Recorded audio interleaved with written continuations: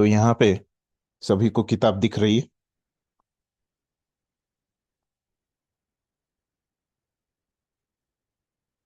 किताब दिख रही है यहाँ पे, मैंने कंप्यूटर पे दिखाई है। जी प्रभु जी जी। प्रभु हाँ, हाँ जी ठीक प्रभु है। जी प्रभु ठीक है। सुनो ठीक आपने है। कहा हम्म, था। तो अभी जैसे आपको मैंने पहले ही फर्क बता दिया है ना, कि प्रभुपाद का ये क्या है कि एक सारांश रूप में है ना, इसमें श्लोक नहीं है। हम्म, तो श्लोक में मिल रहा था आपको, मैं पहले 10 श्लोकों का बताऊंगा। तो उस हिसाब से श्लोक भी मैं दिखाता हूं आपको। तो मैं क्या इधर एक ही चीज आपको दिखा सकता हूँ एक समय में। तो जब ये दिखाऊंगा तो वो बंद हो जाएगा, किताब बंद हो जाएगी। और जब श्लोक दिखाऊंगा तो किताब, ऐसे थोड़ा हमको समय लगेगा ये पढ़ने में, इधर से उधर करते रहना पड़ेगा। ठीक है, अभी श्लोक दिख रहे हैं सबको। जी जी प्रभु प्रभु जी जी। हाँ जी। हम्म, हम्म। तो देखिए, अभी देखिए हम देखिए। अध्ययन को शुरू करेंगे तो पहला श्लोक है ना, क्या है। अभी पहले का थोड़ा पढ़ लेता हूँ। श्री श्री भक्ति रसामृत सिंधु, ये अपने ग्रंथ का नाम है ना। फिर हमने देखा कि उसमें 4 विभाग हैं, तो पूर्व विभाग का नाम क्या है, भगवत भक्ति भेद निरूपक, निरूपक। ऐसे ये पहले पूर्व विभाग का नाम है। फिर उसमें पूर्व विभाग में कितना 4 लहरी है ना। उसमें प्रथम लहरी क्या है, सामान्य भक्ति। फिर अभी क्या कर रहे हैं, पहले भगवान को प्रणाम कर रहे हैं। श्री श्री राधा गोविंद देवो विजयते। तो फिर उसमें क्या बोल रहे हैं, रूप गोस्वामी अभी ये लिख रहे हैं अगला श्लोक।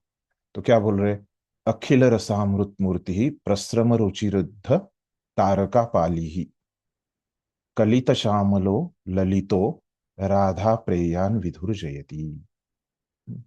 तो क्या अर्थ है फिर इसका। हम्म, तो अभी ये जो भाषांतर में इसका इस्तेमाल कर रहा हूँ, वो परम पूज्य भानु स्वामी महाराज की किताब से मैं ले रहा हूँ।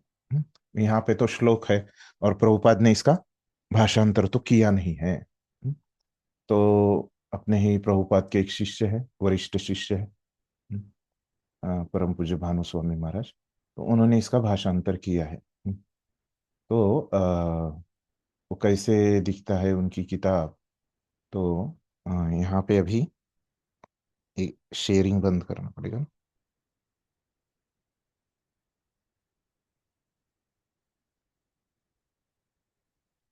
जी, यहाँ पे दिख रहा है मेरा वीडियो, किताब दिख रही है। हाँ, नहीं, दिख रही है सबको। ये इंग्लिश में है ये किताब, दिख है रही ना, है, इस दिख तरह रही से किताब। जी हाँ, प्रभु दिख उनकी रही है। किताब। ठीक है। तो हिंदी में अभी तक हुई नहीं है उनकी किताब। ठीक है, तो इंग्लिश में ही है। तो उसमें से मैं अनुवाद करके आपको बताता हूँ। तो वो क्या बोल रहे हैं कि देखिए, 2 प्रकार से इस श्लोक का अर्थ किया जा सकता है। ये जो हमने पहला श्लोक पढ़ा, अखिल रसामृत मूर्ति ही प्रसरम रुचिरुद्ध तारका पाली कलित श्यामलो ललितो राधा प्रियान विधुर जयति। हम्म, तो क्या बोल रहे हैं, जो कृष्ण भगवान है, इसका भाषांतर है ना, पहला प्रकार, पहले प्रकार से भाषांतर वो बोल रहे क्या, कृष्ण जो कि क्या करते हैं, अ, जो अपने पाप कर्मों को नष्ट कर देते हैं और हमको सुख प्रदान करते हैं। हम्म, और जो सुख प्रदान करते हैं वो, है ना, वो क्या रहता है, वो सर्वोच्च सुख रहता है। और वो जो सुख प्रदान करते हैं, वो क्या रहता है, सभी रसों से भरा हुआ, है ना। इसीलिए श्लोक में क्या शब्द आया है, अखिल रसामृत मूर्ति। तो इस प्रकार का सुख भगवान हमको प्राप्त करते हैं। और इसलिए वो क्या करते हैं, अ,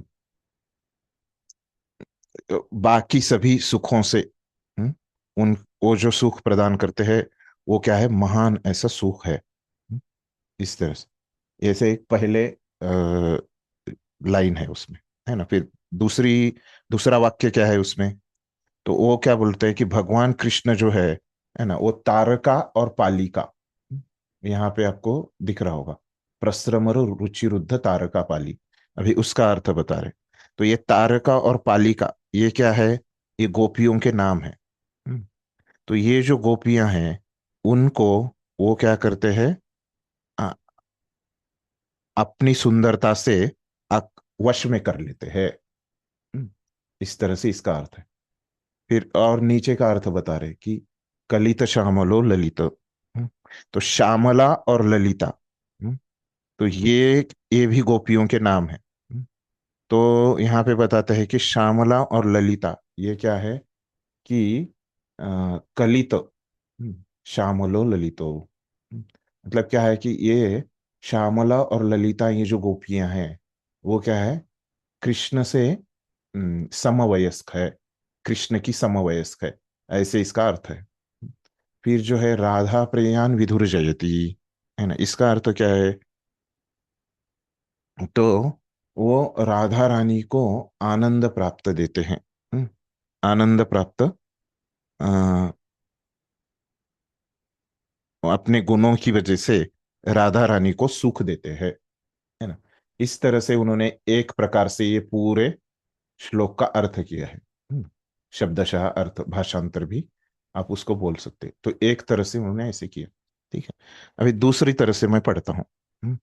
तो अभी बोलते हैं कि ये दो तरह से वो क्यों कर रहे हैं पता है आपको? भाषांतर। क्योंकि क्या होता है कि संस्कृत में क्या होता है कि एक शब्दों के अनेक अर्थ होते हैं, है ना।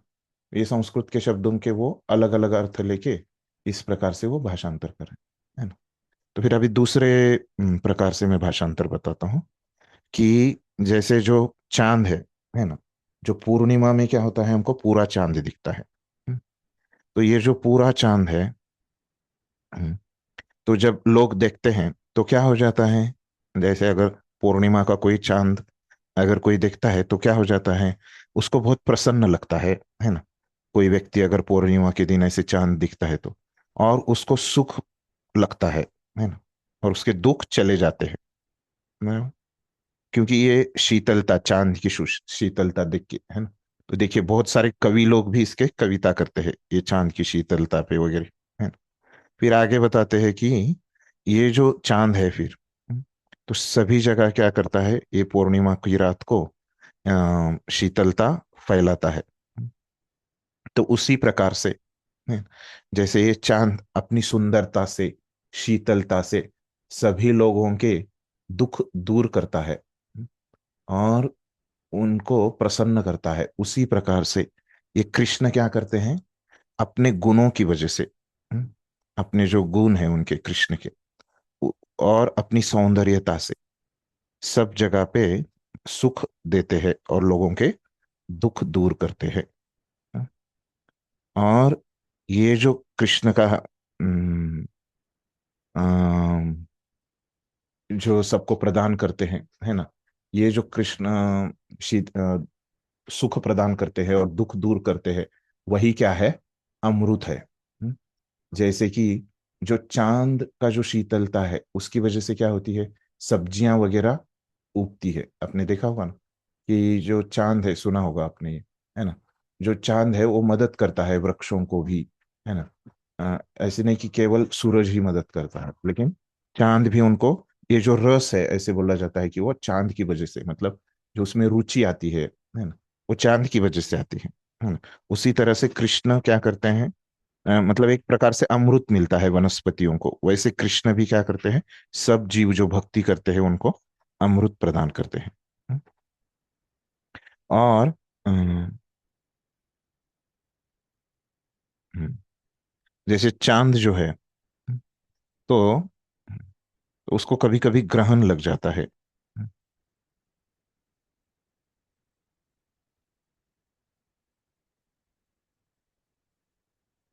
तो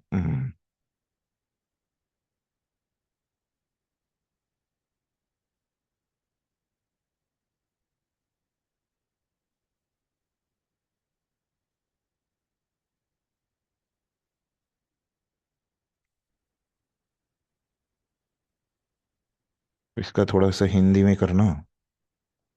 यहाँ पे इक्लिप्स का तो ग्रहण ही होता है। एक-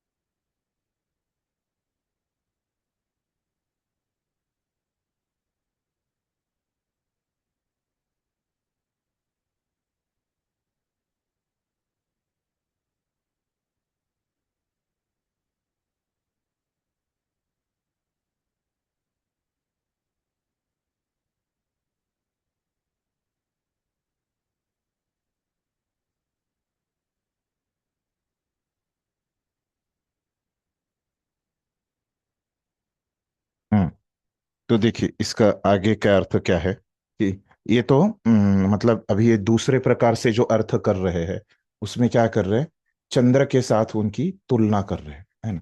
तो पहली तुलना उन्होंने क्या की कि जैसे जो चंद्र है अपनी शीतलता से, है ना, कि सभी को जैसे प्रसन्न करता है, तो उसी प्रकार से ये भगवान क्या कर रहे हैं, अपने गुणों की वजह से वो सबको अम, अ, सुखी कर रहे हैं और दुख दूर कर रहे हैं, है ना। तो ये तुलना की। फिर अभी दूसरी जो तुलना की है उन्होंने, तो क्या हो जाता है, कभी कभी चांद की वजह से और सूरज की वजह से, है ना, तो क्या होता है कि ग्रहण हो जाता है वहां पे। और ग्रहण लगने से क्या हो जाता है कि जो चांद का और सूरज का जो प्रकाश है ना, तो वो कभी कभी बढ़ जाता है या कभी कम हो जाता है। तो अलग अलग प्रकार के ग्रहण होते हैं, है ना। तो वैसे ही वो क्या करते हैं, अब वो क्या होता है कि कब वो समझो अ, किस प्रकार से उनको ग्रहण लग रहा है ना। तो उसके ऊपर रहता है कब उनका प्रकाश बढ़ेगा और कब उनका प्रकाश घटेगा। तो वैसे ही जो यहाँ पे अलग अलग गोपियों के नाम दिए हैं, तारका, पालिका, श्यामला, ललिता, राधा, है ना। तो ये अलग अलग, है ना, जैसे कभी उनका प्रकाश बढ़ता है कभी कम होता है, उसी प्रकार कृष्ण क्या है कि हमने देखा कि अलग अलग भक्त से अलग अलग रस में आदान प्रदान करते हैं, इस प्रकार से, है ना। तो दो प्रकार से हमने इसका अर्थ देखा, है ना। तो पहले प्रकार में तो सामान्य था, दूसरे प्रकार में क्या किया उन्होंने, चांद के साथ तुलना की। ठीक है, तो इस प्रकार से दो प्रकार से इसका भाषांतर भानुस्वामी महाराज ने किया है ना। तो अभी ये किताब किसने लिखी है, भक्ति रसामृत सिंधु रूप गोस्वामी ने, है ना। तो उन्होंने तो ये मूल संस्कृत श्लोक लिखे, है ना।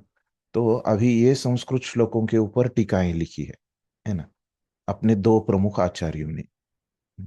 तो कौन है वो आचार्य, पहले है जीव गोस्वामी, और दूसरे है विश्वनाथ चक्रवर्ती ठाकुर।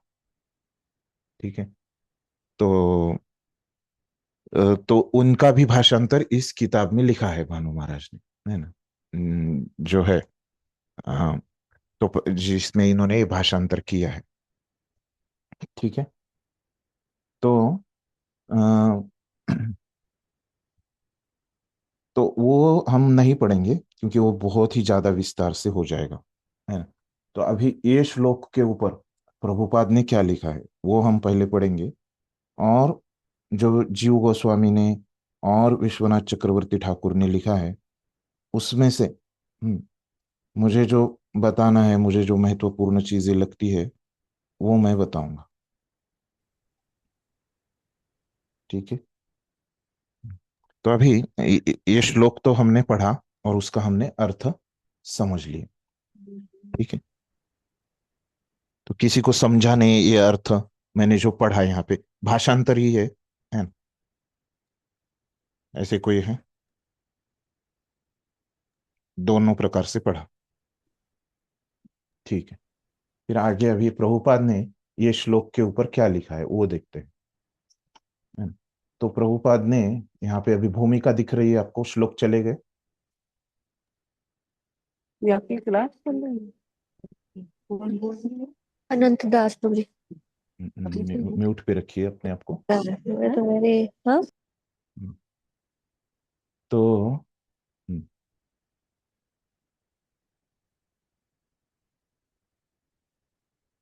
सबको अभी प्रभुपाद की किताब दिख रही है। हाँ प्रभु जी। हम्म। तो देखिए अभी यहां से लेके, मैं यहाँ पे किताब में अभी लिख रहा हूँ। तो यहाँ पे लेके हम्म, तो यहाँ तक ये परिच्छेद दिख रहा है, मैंने यहाँ पे लाल पेन से कुछ लिखा, दिख रहा है सबको। हाँ दिख रहा है प्रभु जी। तो ये जो इतना है, ये जो हमने पहला श्लोक पढ़ा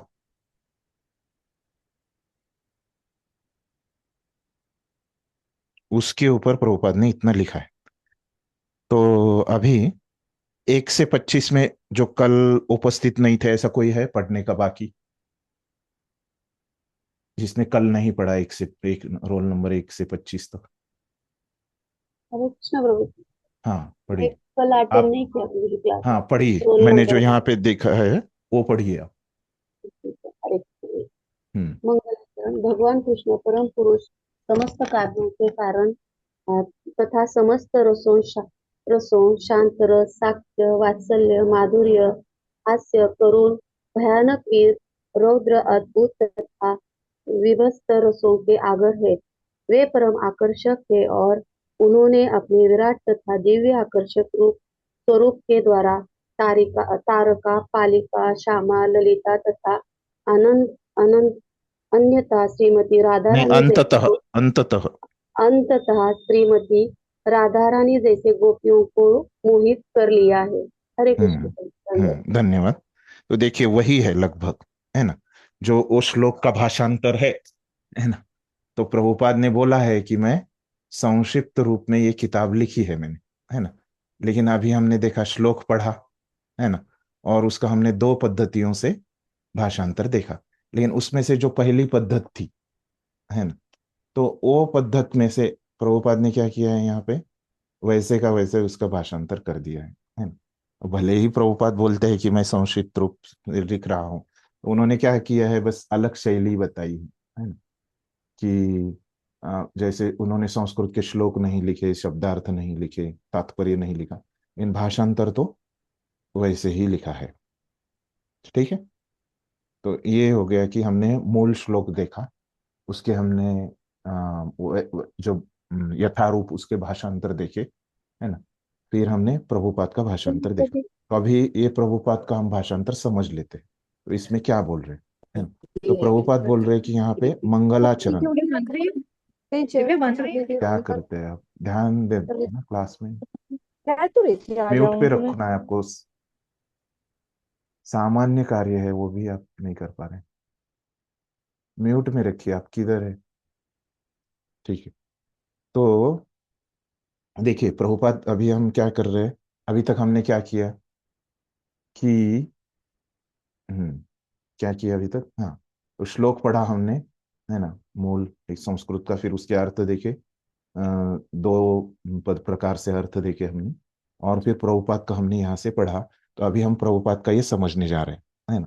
तो इसमें प्रभुपाद ने क्या किया है, पहला शब्द क्या इस्तेमाल किया है, मंगलाचरण, है ना। तो क्या होता है ये मंगलाचरण, ये हम समझ लेंगे। तो चैतन्य चरितामृत में हमको बताते हैं, है ना, कृष्णदास कविराज गोस्वामी, कि ये मंगलाचरण क्या होता है ना। तो वो श्लोक में हम नहीं जाएंगे, तो अभी हम समझ लेंगे डायरेक्टली कि क्या होता है मंगलाचरण। तो वो बताते हैं कि ये जो मंगलाचरण होता है,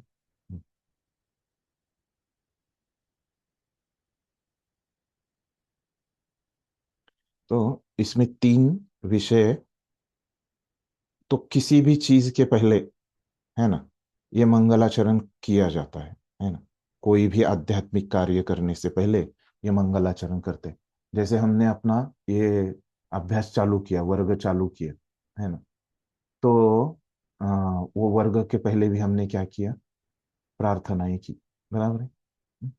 तो ये प्रार्थना भी हमने जो की, उनको नाम क्या है ना, मंगलाचरण की प्रार्थना है ना। इस प्रकार की प्रार्थना इसका नाम है। हम्म? तो ये क्या होता है मंगलाचरण, ये ऐसे इस प्रकार की प्रार्थनाएं क्यों करते हैं, है ना? और इसमें कौन से विषयों की चर्चा होती है? तो ये मंगलाचरण जो है ना, तो इसमें पहला जो विषय है जो हम करने जा रहे हैं, है ना। तो मैंने बताया कि कोई भी कार्य के पहले क्या करते हैं, मंगलाचरण करते हैं। जो भी कार्य हम करने जा रहे हैं, है ना, तो वो किसी चीज के लिए कर रहे होते हैं हम, है ना।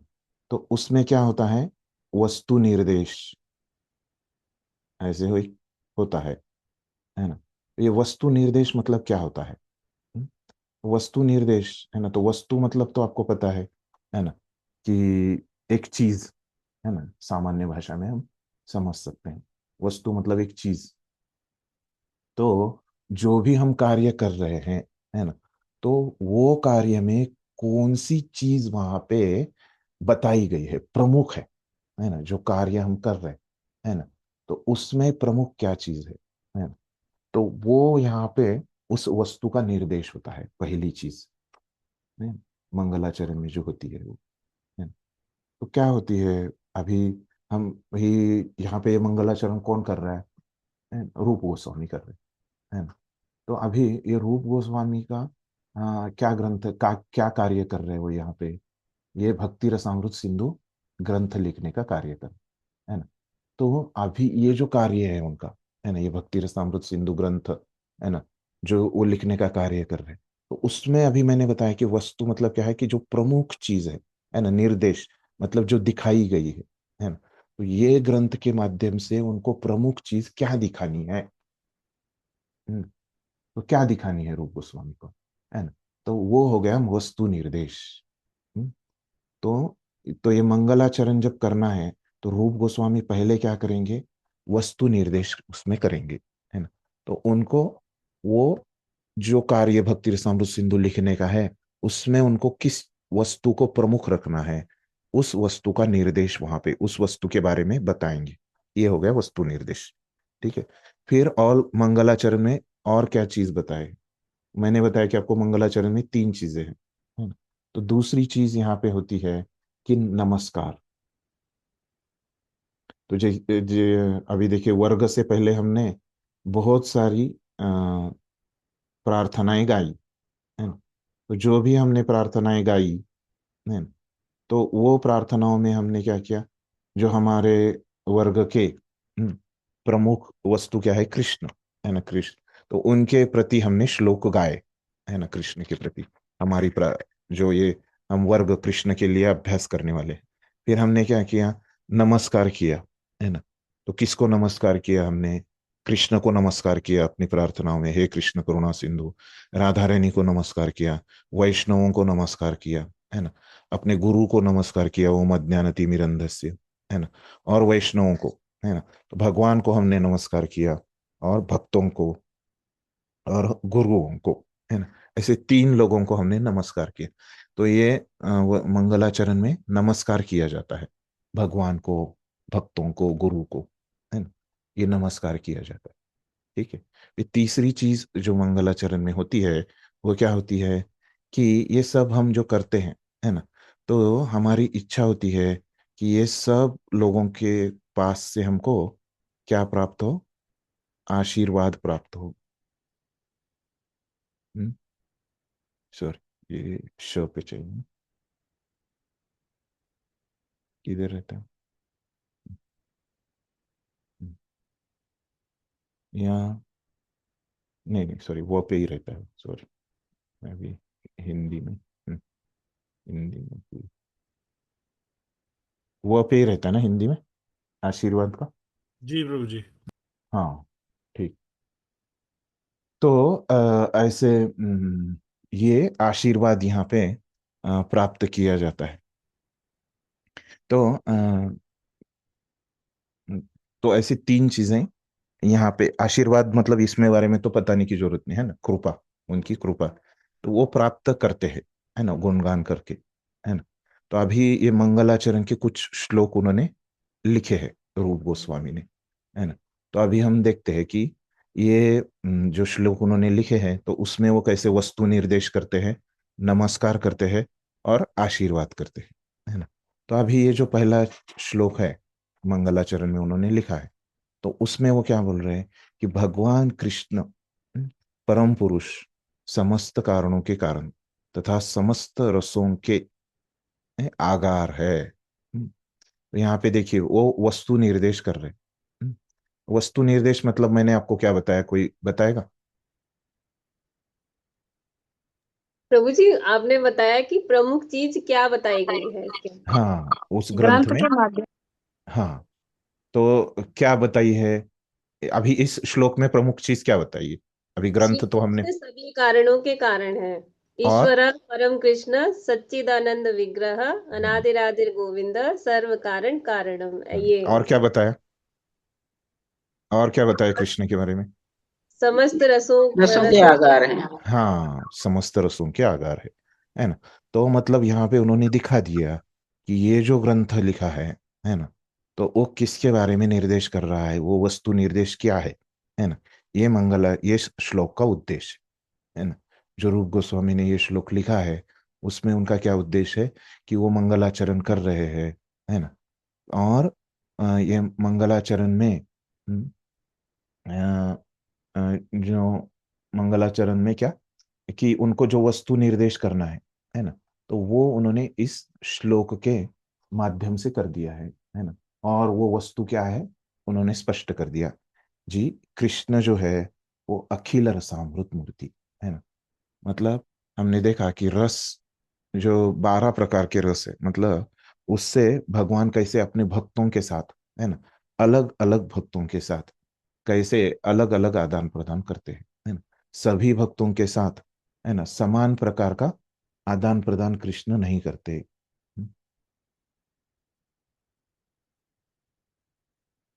बराबर है। तो अ, इसीलिए उनको क्या कहा जाता है, क्या कहा जाता है उनको? हम्म। अखिल रसावत मूर्ति। हाँ, अखिल रसामृत मूर्ति। अखिल मतलब क्या होता है? सब, है ना। तो पूरे समग्र रसों के वो क्या है? आगार है ना। ठीक है, समस्त रसों के, अखिल मतलब सब, है ना। ठीक है। तो ये यहाँ पे हमको, ये श्लोक में हमको क्या समझ में आया अंत में, कि उन्होंने वस्तु निर्देश किया है रूप गोस्वामी ने। इस प्रकार से उन्होंने ये श्लोक लिखा है और प्रभुपाद ने उसका भाषांतर किया। ठीक है। तो अभी हम दूसरे श्लोक में जाते हैं। ठीक है ना। इसमें किसी को कुछ प्रश्न है पहले श्लोक में? हरे कृष्ण हरे प्रभु जी। हरे हम्म। कृष्ण। एक प्रभु जी, जन। हाँ ये 5 जो पहले रस है वो महत्वपूर्ण है ना? हाँ हाँ। शांत, दास्य, सख्य, महत्वपूर्ण वात्सल्य। सभी रस है, मुख्य बोला है उनको हम्म।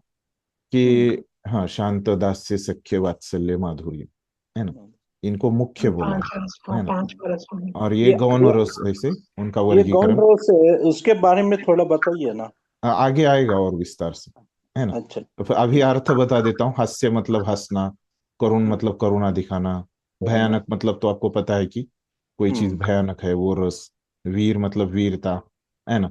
और रौद्र मतलब क्रोधित गुस्से होना, वाले, हाँ, क्रोधित, गुस्सा करना, क्रोधित। क्रोधित होना। क्रोधित ना होने हाँ। वाले। और अद्भुत मतलब आश्चर्यकारक जो चीजें रहती है ना? तो वो अद्भुत। तो इस प्रकार से भी उनका शब्दशः अर्थ है ना। आगे आएगा और ये विषय। ठीक है। हम्म। तो कल मैंने ठीक। बताया था कि 12 प्रकार के शब्द आया था, अभी यहाँ पे नाम आए, है ना। ठीक है। और अभी मैंने थोड़ा सा अर्थ भी इनका बता दिया, आगे और भी आएंगे। हरे कृष्ण प्रभु जी, धन्यवाद प्रणाम। हाँ एक हाँ। चीज इसमें पूछना था, हम्म। इसमें राधा रानी को गोपी क्यों संबोधित किया है? गोपी ही थी ना राधा रानी, वैसे उनका अच्छा, नाम वो राधा गोपी रानी में था। ही। हाँ जी। तो कृष्ण की तो बोलती है अंतरंगा शक्ति होती है राधा रानी। हाँ, अंतरंगा शक्ति भी है और गोपी भी रह सकते हैं ना। जैसे अभी आप कहाँ पे रहते हैं? आदिपुर, हाँ गांधीधाम। हाँ गांधीधाम, गुजरात, गांधीधाम, हाँ कच्छ हाँ में। हाँ। तो देखिए, आप गुजरात में रहते हैं तो गुजराती भी है आप और भारतीय भी है, तो दोनों है ना आप। ऐसे जरूरी है कि आपको गुजराती या भारतीय दोनों में से कोई एक ही होना है? दोनों नहीं हो नहीं, सकते हैं ना आप, क्या नहीं हो सकते? आप दोनों हो सकते हैं, दोनों है हाँ, ही तो प्रभु। वैसे वो दोनों है, राधा रानी, है ना। अंतरंगा शक्ति भी है और गोपी भी है। ठीक है। अच्छा अच्छा, जी हम्म। जी। हाँ। ठीक। और किसी को कुछ पूछना है? हरे कृष्णा प्रभु जी। हाँ। प्रभु जी, ये इसमें जैसे आपने एक पॉइंट लिए हमने, तो इसमें मतलब परम आकर्षक है भगवान, आकर्षित करते हैं सबको, गोपियों को आकर्षित किया है, सारी हम्म। गोपियों को, ये भी तो एक पॉइंट बनता है। हाँ, करते हैं ना आकर्षित, लेकिन यहाँ पे वो हमने देखा ना कि सबको आकर्षित करते हैं अपने गुणों की वजह से, है ना। हम्म। भाषांतर में देखा कैसे वो आकर्षित कर रहे हैं सबको, ये भी हम्म। पॉइंट है। लेकिन अभी ये हम क्या कर रहे हैं कि शास्त्र की दृष्टि से, है ना, वो हमने देखा, वो तो है, वो भी पॉइंट है, सभी पॉइंट महत्वपूर्ण नहीं रहते हैं। लेकिन अभी क्या है कि शास्त्र की दृष्टि से हमने देखा कि यहाँ पे जो मंगलाचरण बोल रहे हैं प्रभुपाद, तो शास्त्र लिखने की एक शैली होती है, कुछ नियम होते हैं ना। तो हाँ ये जी, हाँ जी। जो मंगलाचरण बताया गया है है ना। तो हाँ उसमें जी, कहा गया है, कोई भी शास्त्र लिखते हैं तो उससे पहले मंगलाचरण किया है, करते हैं, है ना। तो उसका उद्देश्य भी क्या होता है, ये भी विषय है चैतन्य चरितामृत में उल्लेखित है, लेकिन उसमें हम नहीं जाएंगे। तो मंगलाचरण बोला है तो ये मंगलाचरण कैसे करते हैं, बस हमने वो देखा कि ठीक है 3 भाई, उसमें विषय होते हैं, है ना। ये ऐसे ठीक है। एक हम बोल सकते हैं कि उसमें ऐसे शैली है ना, ये शास्त्र लिखने की। हरे कृष्ण उस प्रभु जी। शैली की, प्रभु जी, हाँ हाँ, ये 1 मिनट, आगार यानी मैं इनके पहले का क्या प्रश्न का उत्तर देता होता हूँ। है? आगार। हाँ, मेरा आवाज आ रहा है आपको? जी पहले जी इनके प्रश्न जी का प्रभु जी बताता हूँ, आगार। हाँ, फिर बाद में। तो वही एक शैली है, तो उस शैली के हिसाब से हमने महत्वपूर्ण मुद्दा देखा। ठीक है। जी प्रभु जी, थैंक हम्म, यू। हम्म। हाँ, अभी पूछिए माता जी, आपका क्या प्रश्न? कोई तो माता जी बोल रहे थे बीच में। प्रभु हाँ। जी, ये हम्म। आगार यानी क्या होता है? आगार मतलब उसका जहाँ पे वो समूह, जैसे अपना एक ट्रेन का स्टेशन होता है ना, रेलवे स्टेशन। तो वो क्या हम उसको बोल सकते हैं कि वो रेलवेों का आगार है, क्योंकि वहां पे सब रेलवे क्या होती है, समूहित हो जाती है, वो क्या है, आगार, है ना। जैसे जंक्शन। आपके गांव में एक बस स्टैंड रहता है ना, बस स्थानक रहता है ना। तो वहां पे क्या होती है, सभी बसेस आती है ना, गवर्नमेंट की, है ना, प्राइवेट की भी, है ना। प्राइवेट का भी अलग एक स्थान होता है, बस स्थानक, रेलवे स्थानक, तो उसको भी आगार बोलते हैं, है ना। तो वहां पे सभी बसेस आती है ना। ठीक है। तो उस तरह से जहां पे जी सभी रसों का, सभी रस एकत्रित हो रहे है ना, वो बस स्थानक में क्या होता है, सभी बसेस एकत्रित होती है, और रेलवे स्टेशन में क्या होता है, सभी रेलवे एकत्रित हो जाती है ना। तो उसी प्रकार से जो कृष्ण है, उनमें सब रस आ रहे, है ना। तो सभी रस वहां पे एकत्रित हो रहे, है ना। तो इसीलिए उनको रसों के आगार बोला है। ठीक है। राघवंजरी माता जी, आपका क्या प्रश्न? हरे कृष्णा प्रभु जी, दंडवत प्रणाम। हम्म, प्रभु जी, आपने 2 मीनिंग बताए थे, इसमें एक मीनिंग तो इधर मंगलाचरण में श्रील प्रभुपाद ने बता दिया है, हम्म। दूसरा मीनिंग है प्रभु जी। दूसरा मीनिंग बताया ना मैंने, वो प्रभुपाद ने बोला ना कि मैं संक्षिप्त में लिख रहा हूं, है ना। तो विस्तार से उन्होंने नहीं लिया वो दूसरा मीनिंग। ठीक है। प्रभु जी, आपने चंद्र का उदाहरण दिया था कुछ तो हाँ हाँ, वो रिकॉर्डिंग में आप देख लीजिए फिर से, आपको नहीं समझता तो आप पूछ लीजिए। ठीक है, फिर से बताऊंगा तो वही हमारा उसमें ही समझ आए, कि एक बार बताया तो उसमें देख लीजिए। ठीक है, और किसी को कुछ प्रश्न है? ठीक है। तो अभी हम्म, हम दूसरे श्लोक की तरफ जाते हैं। श्लोक दिखाता हूं।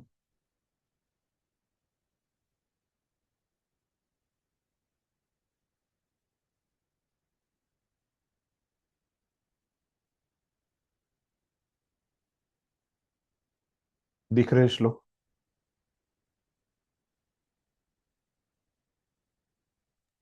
अभी दिख हाँ रहा जी है। प्रभु जी। हाँ, म्यूट कर दीजिए।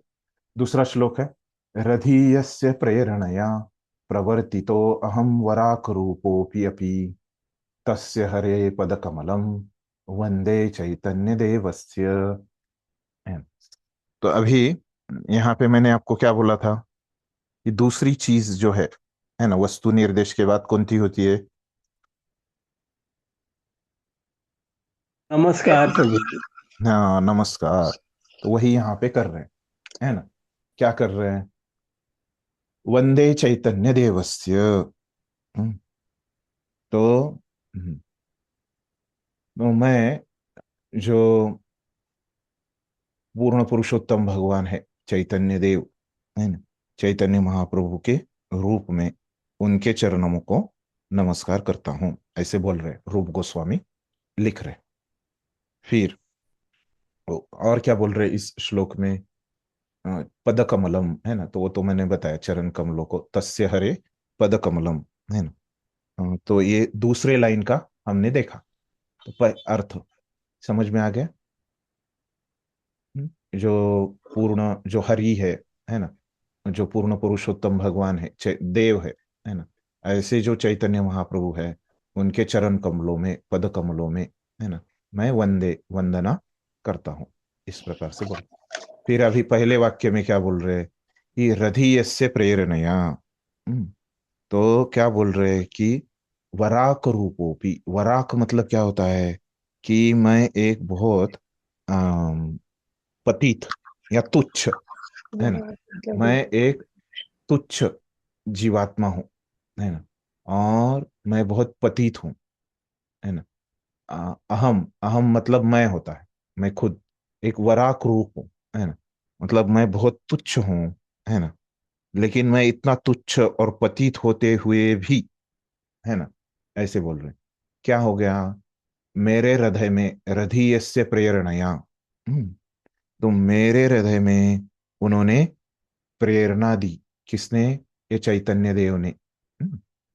मेरे हृदय में उन्होंने प्रेरणा दी। और उन्होंने क्या कहा? तो उन्होंने जो प्रेरणा दी, कहाँ पे उन्होंने प्रेरणा दी उनको? हमको पता है, प्रयागराज में, है ना। तो उनकी प्रेरणा की वजह से मैं ये इसका प्रवर्तित कर रहा हूं, ये लिख रहा हूं, है ना, ये ग्रंथ। इस प्रकार से ये दूसरे श्लोक का अर्थ है। ठीक, समझ में आ गया? कोई है जिसको ये अर्थ समझ में नहीं आया ऐसे? बहुत तुच्छ हो और तुच्छ होते हुए हाँ भी जी उन्होंने प्रभु। मेरे हृदय में ठीक। तो अभी हमने इसका मूल अर्थ वैसे के वैसा देख लिया। तो अभी हम प्रभुपाद क्या बोलते हैं इसके ऊपर, वो देखने जा रहे हैं। ठीक है। अभी प्रभुपाद की किताब दिख रही है यहाँ पे सबको? हाँ प्रभु जी, दिख रहे हैं। तो अभी प्रभुपाद जब ये दूसरे श्लोक पे लिख रहे हैं, है ना, तो वो कहाँ से कहाँ लिखते हैं? तो अभी यहाँ तक उन्होंने पहले श्लोक पे लिखा, तो यहाँ से वे से लेके दूसरे परिच्छेद के अंत तक, ये है यहाँ पे 2 नंबर का जो श्लोक है, उसके बारे में इतना लिख रहे हैं, है ना। तो अभी ये, हाँ, 1 से 25 में और कोई जो कल अब्सेंट था, ऐसे कोई है? और ठीक है, 26 से 30 में पढ़िए, कोई 26 वाला है? प्रभु जी मैं 28 हूँ। हाँ, पढ़िए। प्रभु जी यहाँ से मैं शील रूप गोस्वामी यहाँ से। नहीं नहीं, मैंने दिखाया ना, ज- जो पहला श्लोक है जहां पे खत्म हो गया, तो वहां पे मैंने एक ब्रैकेट किया बंद होने का, फिर जी वहां पे जी उसके आगे मैंने चालू किया वे से। जी यहाँ पे हाँ स्क्रीन पे जी दिख रहा है आपको, स्क्रीन पे। जी जी हाँ, वो वे अ, से लेके फिर मैंने आगे एक जगह पे बंद किया है, वहां पे जी आगे 2 नंबर लिखा है, वहां तक पढ़िए। जी हम्म। हाँ। वे प्रभु हम पर कृपा करें जिससे कृष्ण विग्रह श्रीमद भक्ति सिद्धांत गोस्वामी भक्ति सिद्धांत सरस्वती गोस्वामी प्रभुपाद द्वारा प्रेरित होकर रसाम भक्ति रसामृत सिंधु लिखने के इस कार्य को संपन्न करने में मुझे कोई बाधा उपस्थित न हो। मैं शील रूप गोस्वामी प्रभुपाद तथा शील भक्ति सिद्धांत सरस्वती गोस्वामी प्रभुपाद के चरणों में सादर नमस्कार करता हूँ, जिनकी प्रेरणा से मैं भक्ति रसामृत सिंधु का सार संकलन के कार्य को करने में प्रवृत्त हुआ हूँ। यह ग्रंथ आज से 500 वर्ष पूर्व पश्चिम बंगाल में कृष्ण भावनामृत आंदोलन का प्रसार करने के लिए प्रकट हुए श्री चैतन्य महाप्रभु द्वारा प्रतिपादित परम भक्ति विज्ञान है।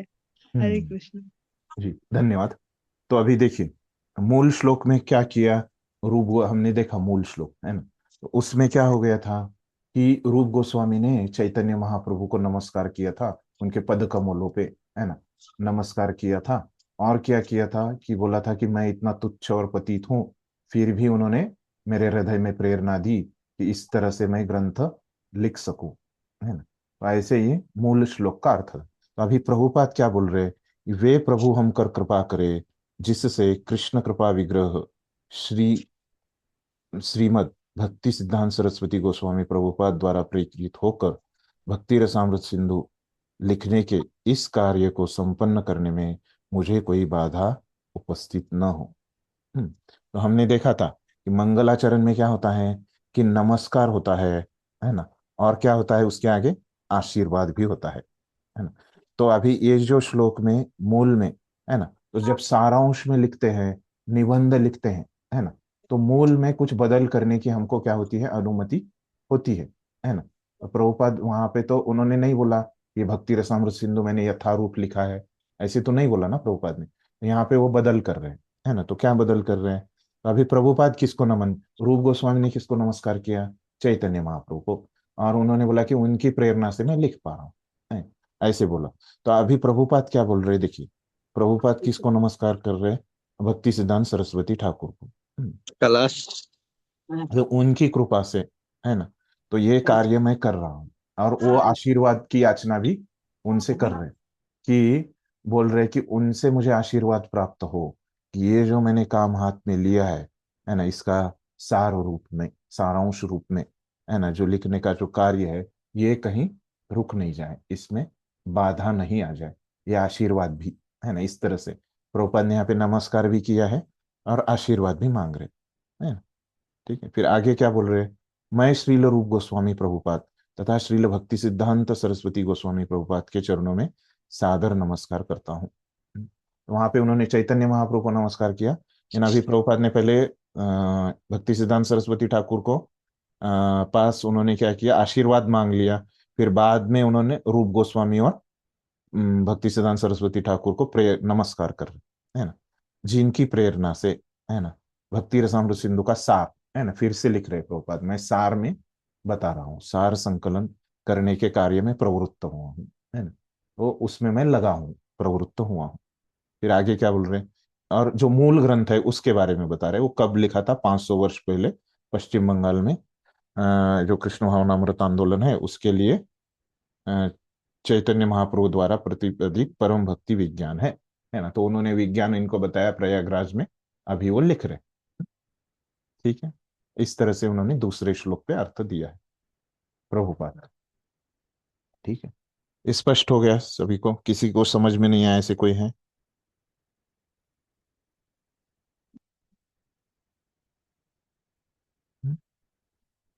तो यहाँ पे हमको समझ में आता है कि एक जो भक्त रहता है ना, एक जो प्रचारक रहता है ना, जो भक्ति का प्रचार करता है, उसका भाव कैसे रहता है ना, वो उसका भाव कैसे होना चाहिए, ये हमको यहाँ पे खुद के जीवन में उतारने के लिए सीख मिलती है। तो कैसे होना चाहिए, वो क्या समझता है, खुद को एकदम एक माध्यम समझता है। सभी कुछ जो है भगवान की कृपा से, आचार्यों की कृपा से हो रहा है ना। मैं बस प्रयास कर रहा हूँ, उन्होंने जो कहा है ना, वही मैं दोहराने का, है ना, और खुद के जीवन में उतारने का प्रयास कर रहा हूँ, है ना। जैसे यहाँ पे रूप गोस्वामी का जो भाव है, उन्होंने क्या किया, कहा है इस खुद को एक तुच्छ और पतित, है ना, इस तरह से उन्होंने खुद को समझा है। तो वही एक आदर्श भाव होता है ना, एक प्रचारक का, एक भक्त का, है ना। उनको ऐसे ऐसे वो ऊपर ऊपर के लिए बताने के लिए, है ना, ऐसे नहीं बताते, वो उसका अनुभव करते हैं, है ना, उसके हिसाब से वो जीते हैं। तो इसीलिए वो इस प्रकार से वो बोलते हैं। और फिर यहाँ पे प्रभुपाद भी उसी भाव को, है ना, तो इस श्लोक में, है ना, हम सीख खुद के जीवन के लिए सीख ले सकते हैं कि जब हम में भी इस भाव से यथाशक्ति हमने पूरा प्रयास करना चाहिए, है ना, इस भाव को विकसित करने का। सब कुछ जो है हम भगवान की कृपा पे, भक्तों की कृपा पे हमको निर्भर होना है, और खुद भी हमारा अच्छा योगदान देना है। ये भाव की बात है यहाँ पे, ठीक है। तो इस प्रकार से ये दूसरा श्लोक हो गया। तो अभी हम तीसरे श्लोक के ऊपर चलते हैं। यहाँ तक स्पष्ट है सभी? किसी को कुछ प्रश्न है तो पूछ लीजिए, ठीक है। तीसरा श्लोक हम पढ़ते हैं। तो अभी क्या बोल रहे हैं, विश्राम मंदिर त्या तस्य सनातनोर मदिशस्य भक्ति रसामृत सिंधुर भवतु सदायम प्रमोदाय। तो क्या बोल रहे, इसका अर्थ क्या होता है, बोल रहे हैं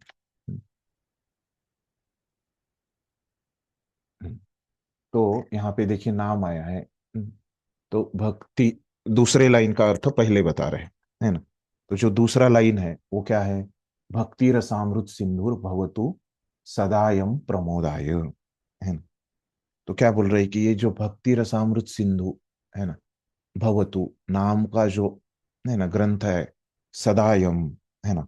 सदा मतलब क्या होता है? हमेशा, अ, हमेशा के लिए। तो वो क्या है? प्रमोदाय, है ना। तो ये जो ग्रंथ है भक्ति रसामृत नाम सिंधु नाम का, ये हमेशा क्या करे? प्रमोदाय मतलब आनंद प्रदान करे सब जीवों को। इस प्रकार से इसका अर्थ है शब्दशः। फिर अभी क्या बोल रहे हैं कि विश्राम मंदिरत्या तस्य सनातनोर मद ईशस्य। इसका अर्थ क्या होता है कि हम्म,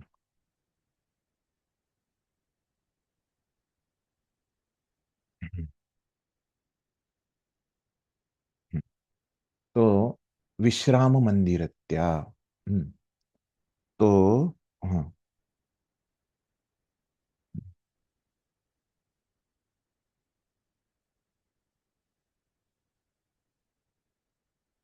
तो विश्राम मंदिरत्या मतलब क्या है कि विश्राम मतलब क्या होता है? आराम करना। तो हम्म, तो सो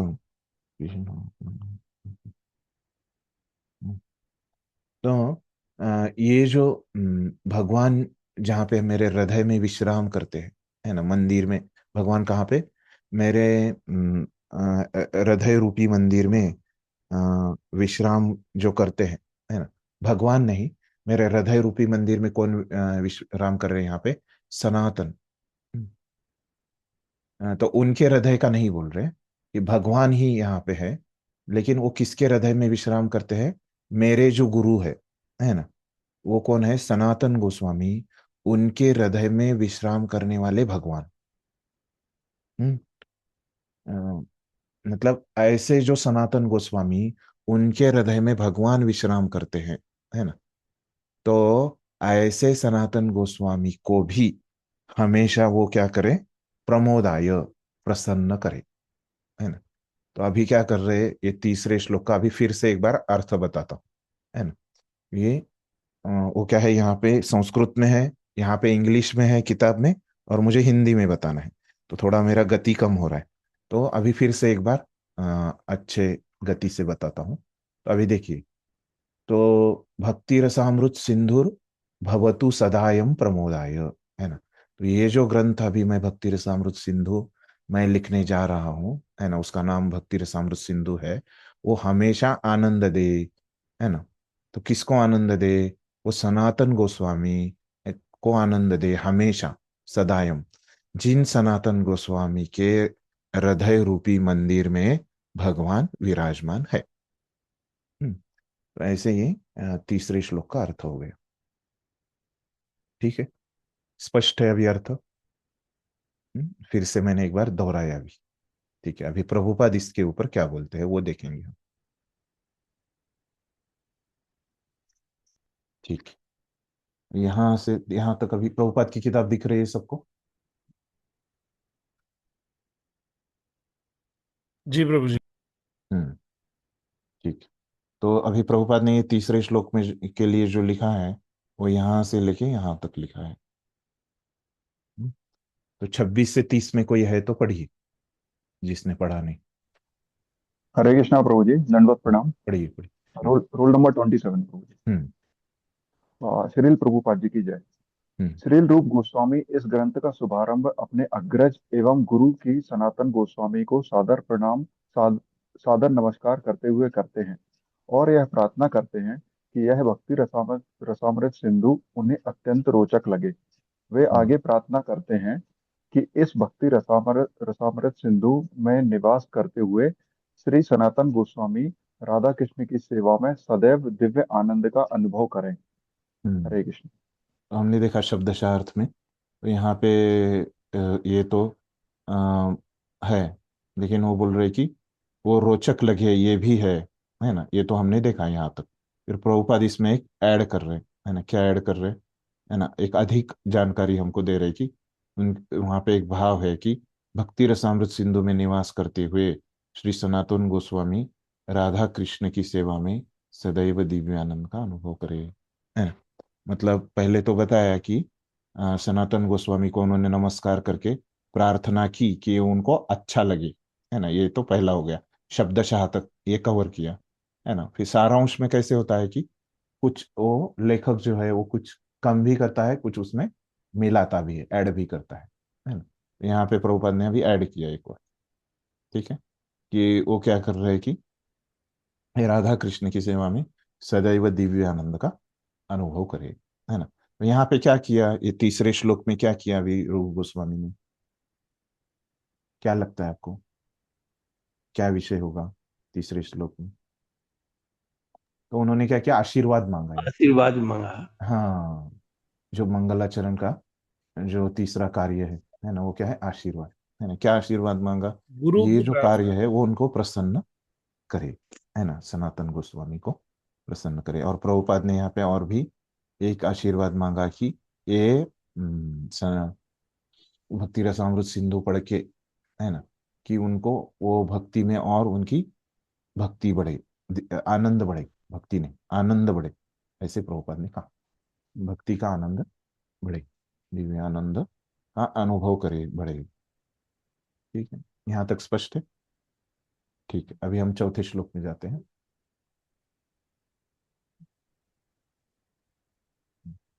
तो क्या है चौथा श्लोक, दिख रहा है सभी को? जी, hmm, can we have a 5 minutes break? ऐसे यूजुअली क्लासेस हम लोग 5 मिनट का ब्रेक लेते थे 1 घंटे के बाद। ऐसे ही, ओके ओके, चाहिए क्या भक्तों को ब्रेक? या अन्य क्लासेस में तो मैं देता नहीं, क्योंकि क्या होता है कि मेरा फिर से 5 बजे क्लास रहता है। राइट प्रभु जी। हाँ, मतलब आपको लोगों को सच में चाहिए, जरूरत लग रही है, हम दे, मैं तो अभी तक कहीं दिया नहीं। नहीं और चाहिए मुझे। हाँ, राजू आप क्या करते राजू हैं, प्रभु को, आज कंटिन्यू कर लेते हैं ग्रुप में, आप श्रीधाम पंढरपुर को आप डालिए। प्रभु जी राजू प्रभु को चाहिए रहता है, उनको ब्रेक थोड़ा सा। ऐसे, तो हाँ हाँ, एक राजीव प्रभु आप उठ के लेते चले जाएं। जाइए, वो आप ब्रेक लेते जाइए, आप रिकॉर्डिंग से कवर कर लीजिए कोई, है ना। अगर एक दो भक्तों की बात है तो हम देखेंगे कि अधिकांश भक्तों को क्या चाहिए उसके हिसाब से, है ना। तो आप रिकॉर्डिंग ठीक में है। तो रहता ही है, वहां से आप मुझे ग्रुप में फिर प्रश्न डालिए, आपको कुछ समझ में नहीं आता तो, है ना, मैं उत्तर दूंगा, ठीक है ना। जी प्रभु चालू हाँ, कीजिए। क्षमा करें, थोड़ा एक दो भक्तों के लिए, फिर अगर ज्यादा भक्तों को चाहिए तो हम कर सकते हैं, ठीक है। क्षमा करिए, थोड़ा सा ये होता ही है, थोड़ा सा हर एक की अलग अलग जरूरत होती है, लेकिन सबके साथ थोड़ा ये होता है। हाँ, तो हाँ, कहाँ तक आ गए थे हम? हाँ, तीसरे श्लोक से हमने देखा कि ये जो है क्या, इसमें वो आशीर्वाद, है ना, इसका जो उद्देश्य है तीसरा श्लोक लिखने का, है ना, वो क्या है कि आशीर्वाद प्राप्त करना, है ना, जो एक उद्देश्य है मंगलाचरण का, है ना, वो उसके लिए ये तीसरा श्लोक लिखा गया है, ठीक है। तो अभी आगे बढ़ते हैं, यहाँ पे अभी श्लोक दिख रहे हैं आपको? जी प्रभु जी दिख रहे ठीक है, हम पढ़ते हैं अभी। भक्ति रसामृत सिंधौ चरतः परिभूत कालजाल भियः भक्त मकरान अशिलित अशिलितम सॉरी अशिलित मुकुंद नदीकान नमसामि। तो अभी देखिए, ये चौथा जो श्लोक है उसका अर्थ क्या होता है, नमसामि, है ना। नमसामि ऐसे शब्द आया है, मतलब क्या है कि मैं नमस्कार करता हूं। तो यहाँ पे भी अभी नमस्कार कर रहे हैं, तो हमने देखा ये मंगलाचरण में क्या होता है, नमस्कार भी किया जाता है ना। तो किसको हम नमस्कार कर रहे हैं वो, है ना। हम्म, तो भक्ति रसामृत सिंधौ चरतः, जो भक्ति रसामृत सिंधु में, हम्म, तो मतलब भक्ति रसामृत सिंधु मतलब क्या, कि जो भक्ति रस युक्त, हमने देखा भक्ति रस क्या होता है, मुख में देखा तो ऐसे जो भक्ति रस है ना, वो देखा हमने कि अमृत की तरह होता है ना। ये भक्ति रस जो अमृत रूपी है, सिंधु मतलब क्या होता है, सागर, है ना। तो ये जो सागर रूपी अभी यहाँ पे जो सागर है वो पानी का सागर नहीं, किसका, भक्ति रसामृत का सागर जो है ना, उसमें जो चरत है ना, उसमें जो है ना, चरण कर रहे, उसमें जो रह रहे, है ना। तो फिर ऐसे उसमें जो रह रहे वो कौन है ना, भक्त मकरान। पहले क्या किया उन्होंने, नमसामी से चालू किया, फिर क्या बोल रहे, फिर बाद में इधर आए, भक्ति रसामृत सिंधु चरत, है ना। फिर नमसामी, मैं नमस्कार करता हूँ किसको, जो भक्ति रसामृत के सागर में है ना रह रहे हैं, चरण कर रहे हैं, है ना। कौन रह रहे, भक्त मकरान, है ना। तो भक्त रूपी मकर, है ना, भक्त रूपी मकर मतलब यहाँ पे उपमा दे रहे हैं, है ना। मकर मतलब क्या होता है ना। मकर शब्द आपने सुना होगा पहले, कहाँ पे सुना है, क्रोकोडाइल, हाँ, क्रोकोडाइल नहीं, मगरमच्छ। वो उसके ही तरह एक रहता है, वो इंग्लिश में शब्द नहीं है उसको, मकर को, तो इसलिए इंग्लिश में उसको क्रोकोडाइल बोलते हैं। लेकिन जो बोलते हैं ना हम मकर कुंडल, जो मराठी लोग हैं, तो उनको अभंग लोकनाथ स्वामी महाराज जी बहुत गाते हैं। मकड़ी को बोलते हैं जो जाले लगाती है।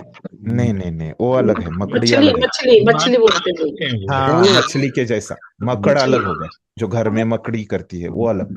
मकर कुंडल मतलब ये मकर के मछली के कुंडल। जैसा, जो भगवान के काल में विजय जी बोल कुंडल है। सकते हैं उसको। हाँ जैसे हाँ पहले भगवान का मत्स्य अवतार वो मतलब है। जी जी। जो अभंग है उसमें ये आता है मराठी में, मकर कुंडल तळपति श्रवण, है ना। तो भगवान के कान में जो कुंडल है ना, भगवान कुंडल पहनते हैं, है ना, वो कैसे होते हैं, मकर की तरह होते हैं, है ना।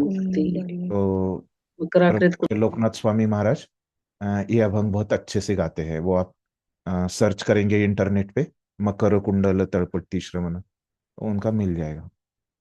तो मतलब एक मछली की तरह ऐसे वो आकार होता है। मैं देखता हूँ इंटरनेट पे उसका अगर फोटो मिलता है तो मैं आप लोगों को दिखा सकता हूँ। एक मिनट।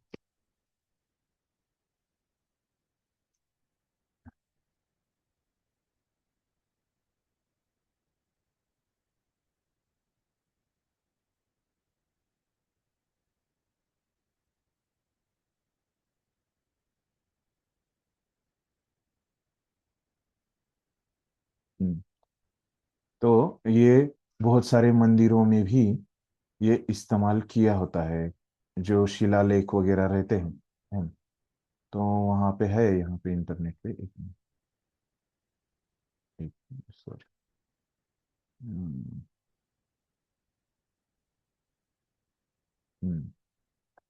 बहुत छोटा दिखाया, मगर की तरह ही। हरे कृष्णा प्रभु जी। हाँ हाँ बोलिए। प्रभु जी गोलाकार को कहते हैं, नहीं नहीं, गोलाकार नहीं, राउंड शेप का जो होता है उसी को कहते हैं मकर। नहीं नहीं नहीं, गोलाकार तो गोल कहेंगे ना, हरे कृष्णा वो प्रभु जी, अभी मकर। भगवान जी का श्रृंगार किया गया था कुछ दिन पहले, वो पूरा कुंडल पहनाया गया था मकर के रूप में, हाँ हाँ हाँ, हर मंदिरों उसका में किया आपको गया पास था। फोटो होगा, वो श्रृंगार का तो ग्रुप में डालिए आप, आपके मंदिर में ओके किया था ओके ना प्रभु जी, श्रृंगार, ढूंढ के हाँ। डाल दूंगी, हाँ। नहीं इतना खास समय मत दीजिए, मैं यहाँ पे दिखा रहा हूँ, अगर आसानी से आपको मिलता है तो। हम्म, तो एक अपना वो विषय नहीं है, लेकिन बस अभी पता होना चाहिए कि क्या होता है वो ये मकर, है ना। हाँ, यहाँ पे बहुत अच्छा एक मिला, एक मिनट मैं अभी शेयर करता हूँ। हाँ, अम, हम्म, जी ग्रुप में शेयर किए फोटो, एक बार देखिएगा, वही है। हाँ एक मिनट, जी।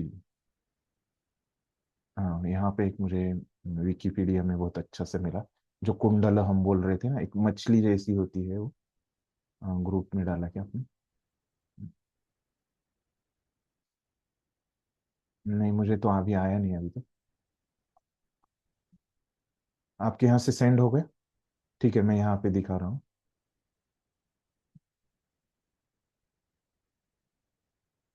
यहाँ पे दिखा है। दिख रहा है। तो ये बोल रहे कि मकर ऐसे होता है। ये ऐसे कुंडल जो है ना भगवान के, तो ऐसे ये देखिए यहाँ पे इसका कान में डालने का है। तो इस तरह से ये मकर कुंडल भगवान के होते हैं। और ऐसे एक मकर है ना, ये थोड़ा मगर के जैसा दिखता है। ये किसी का वाहन है ना। तो किसी भगवान का ये मकर कुंडल। तो मतलब क्या है कि यहाँ पे कहने की बात, और ये ऐसे मंदिर में भी ऐसे ये मकरों के चित्र है ना, ये यहाँ पे आपको दिख रहे हैं, ऐसे बनाए रहते थे पहले। यहाँ पे दिख रहा है ये चित्र। तो ऐसे ये जो मंदिर में ये जो चित्र है, ये मकर का है। अभी में इसका मुंह दिख रहा है बस, पीछे वाला नहीं है। और ये कोणार्क में है बोल रहे हैं इस तरह से। और हाँ ये देखिए यहाँ पे जो छोटा सा है, हाँ, ये जो है ना ये मकर, ये जो दिख रहा है यहाँ पे।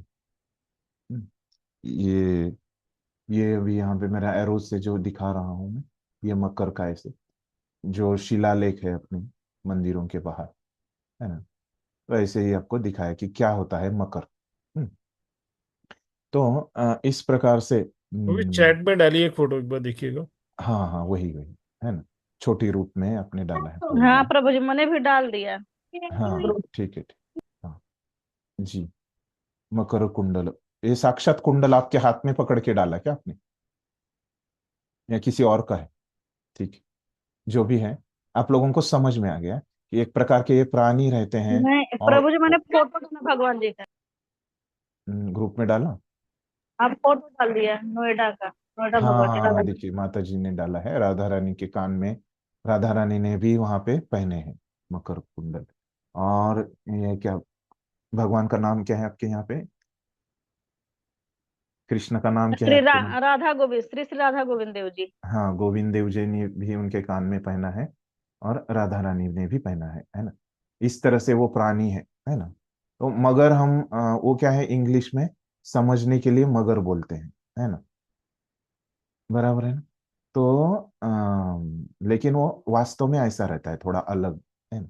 इंग्लिश में थोड़े कम शब्द रहते हैं, तो इसीलिए वो मगर बोलते हैं। और आपकी किताब में भी क्या बोला है हम देखेंगे अभी बाद में, हिंदी में भी नहीं होंगे।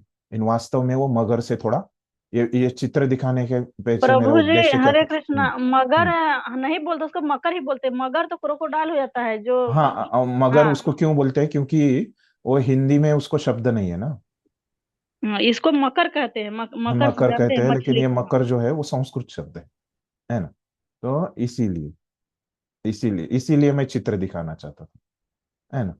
यही मेरा उद्देश्य था। ठीक है ना, समझ गए सब। तो यही मेरा उद्देश्य था कि आपको ये चित्र दिखाया जाए। तो क्योंकि ये शब्दों में नहीं बता सकते ना, तो इसीलिए। चलन चला गया। ठीक है। वो भगवान के भी बनाए होते हैं, मैं दिखा दूंगी, अपने हम्म फोन में भी बनाए होते हैं। ठीक है ठीक है ठीक है, अभी हमारा मुद्दे पे आ जाइए, है ना। तो ये थोड़ा विषय अंतर हो रहा है। तो ये इसका ये था उद्देश्य कि ये आपको समझ में आ जाए कि ये मकर क्या होता है, और वो मगर से थोड़ा अलग होता है। तो अभी यहाँ पे श्लोक आपको चला गया क्यों, श्लोक दिखाता हूँ।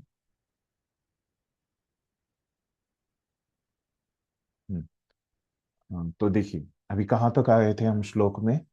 हाँ, तो नमसामी, हाँ, तो मैं नमस्कार करता हूँ, किसको करता हूँ, जो भक्ति रस अमृत है ना उसके सागर में जो रह रहे चरण कर रहे है ना। कौन रह रहा है वहां पे, मकर रह रहे है ना। तो वो मकर को क्या बोला उन्होंने, भक्त बोला, है ना। तो भक्त जो है, ये भक्ति रस है ना, जो अमृत रूपी है उसके सागर में रह रहा है। यहाँ तक आ गए हम। फिर क्या होता है, तो वो मकर क्या कर रहा है कि भक्त मकरान अशीलित मुक्ति नधिकान, तो वो नहीं लिया उन्होंने, यहाँ पे लिया है उन्होंने। तो हम्म, तो परिभूत काल जाल भी इसका अर्थ लिया उन्होंने। तो क्या बोल रहे हैं, ये जो मकर है वो क्या रहता है, बहुत बड़ा रहता है ना। यहाँ पे चित्र में तो हमको कम दिख रहा है ना। और भगवान ने कान में पहनाने के लिए हमने तो बहुत उसको छोटा दिखाया, है ना। तो ऐसे बोल रहे हैं कि ये मकर जो रहता है वो समुन्दर में जो भी मछलियां रहती हैं, है ना, जो भी वहां पे जो जलचर रहते हैं समुन्दर में, है ना, नदी में वगैरह नहीं, तो समुन्दर में तो कितने बड़े बड़े मछलियां रहती है ना। तो इंग्लिश में हम उनको क्या बोलते हैं, शार्क बोलते हैं, है ना। तो ये जो मकर है मतलब शार्क से भी बड़ा होता है ना।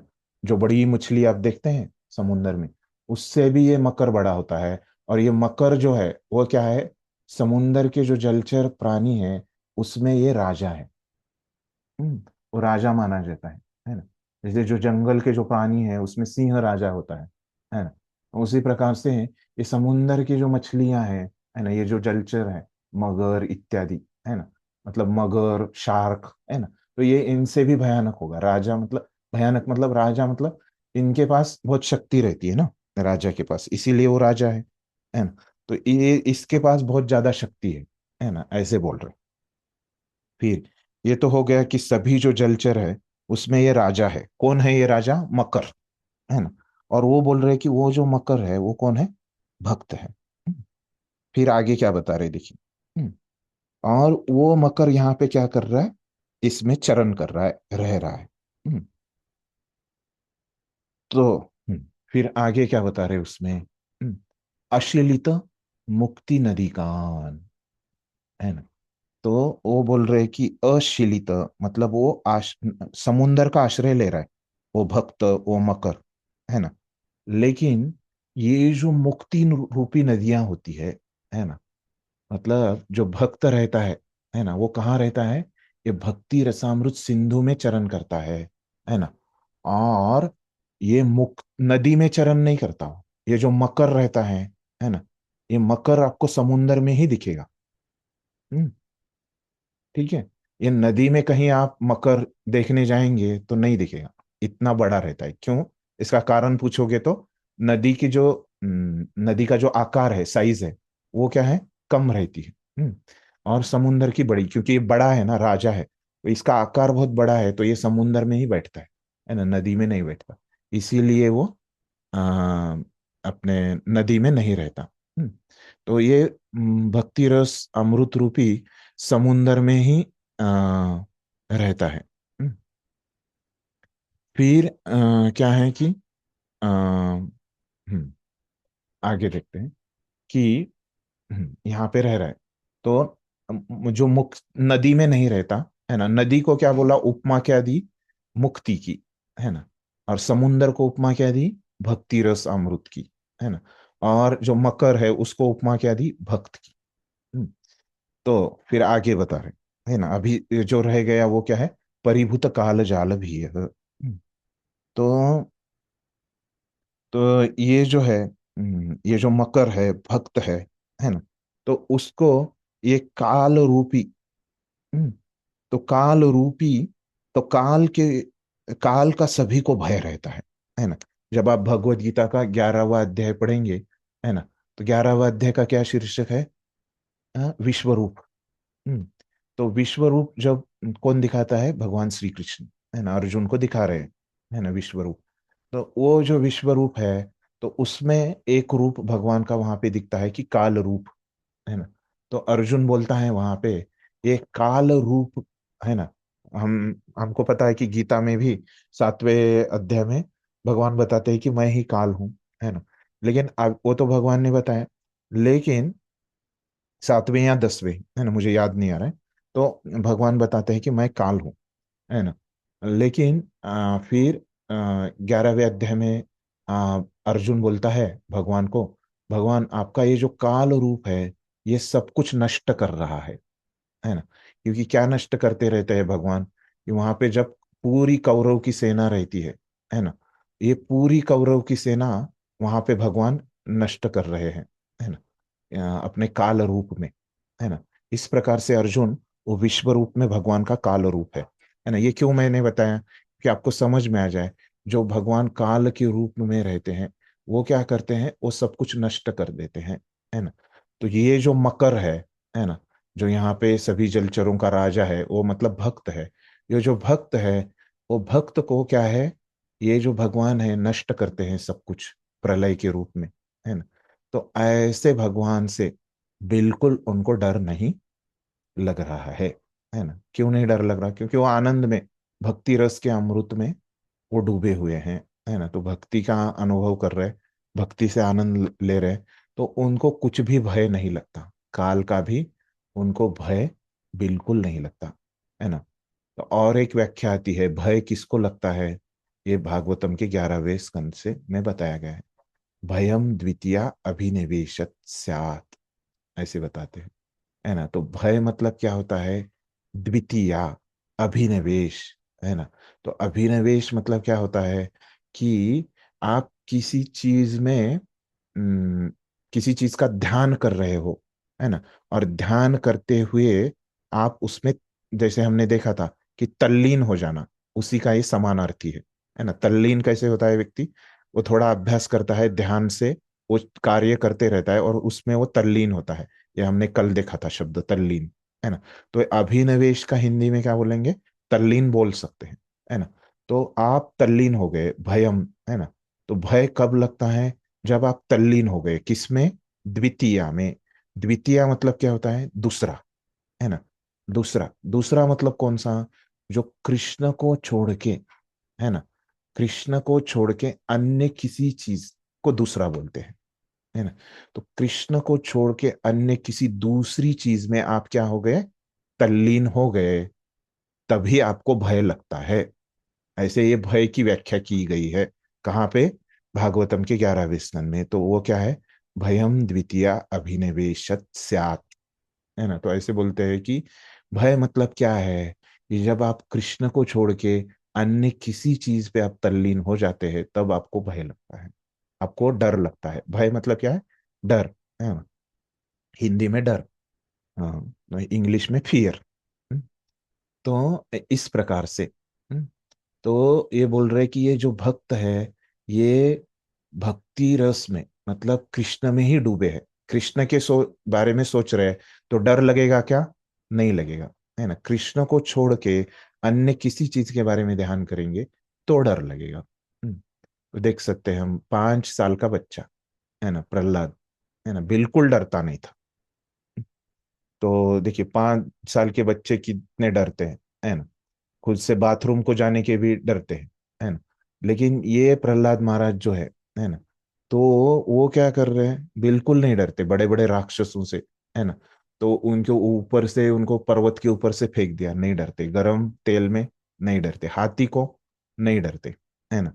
तो ऐसे ये आ जाता है, ये उदाहरण से हम देख सकते हैं प्रहलाद महाराज की।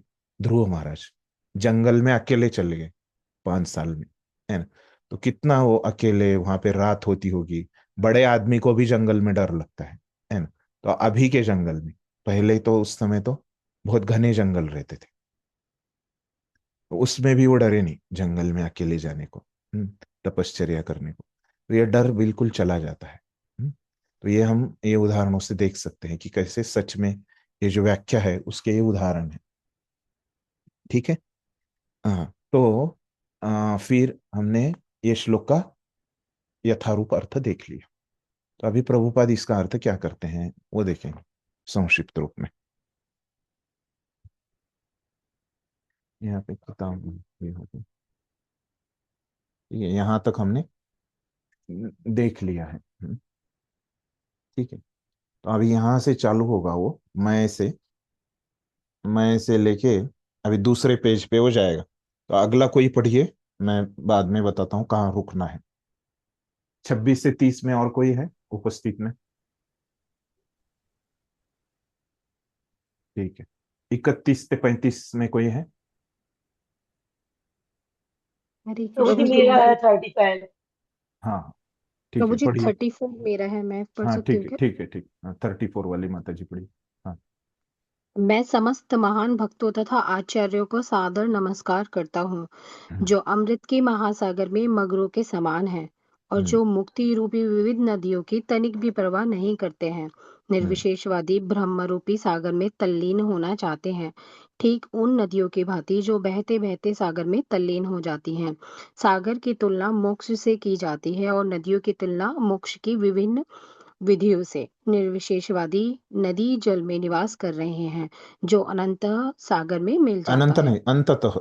सॉरी अंततः सागर में मिल जाता है। उन्हें इसका पता नहीं है कि सागर तथा नदी में समान रूप से असंख्य जलचर भी हैं। जो मगर सागर में रहते हैं वे उन नदियों की परवाह नहीं करते जो सागर में आकर मिलती ठीक है, मैं आगे चलता हूँ। जो सागर में आके मिलती रहती हैं। भक्तगण सदैव भक्ति रूपी सागर में रहते हैं और नदियों की तनिक भी परवाह नहीं करते।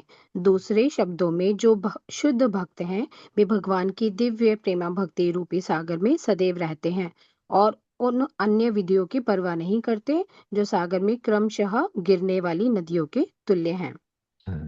धन्यवाद। तो अभी देखिए इसमें प्रभुपाद क्या बोल रहे हैं, वो तो हमने यथारूप तो समझ लिया, अभी प्रभुपाद का समझ लेते हैं। तो अभी क्या है, यहाँ पे प्रभुपाद बोल रहे मैं समस्त महान भक्तों तथा आचार्यों को सादर नमस्कार करता हूँ, है ना। तो यहाँ पे क्या हो गया, ये आचार्य, वहां पे भक्त ही बोला है यथारूप में, ये आचार्य प्रभुपाद ने यहाँ पे ऐड कर दिया। वहां पे प्रभुपाद के ने बताया, है ना। सादर नमस्कार करता हूँ जो अमृत के महासागरों में मगरों के समान, यहाँ पे मगर नहीं है, मकर है। तो हिंदी में शब्द नहीं है मकर को, तो इसीलिए उन्होंने उसके आसपास वाला मगर लिया है, समान है। और जो मुक्ति रूपी विविध नदियों को, ये हमने देखा।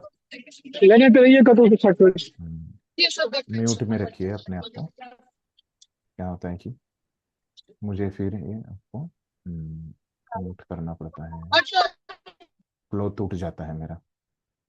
एक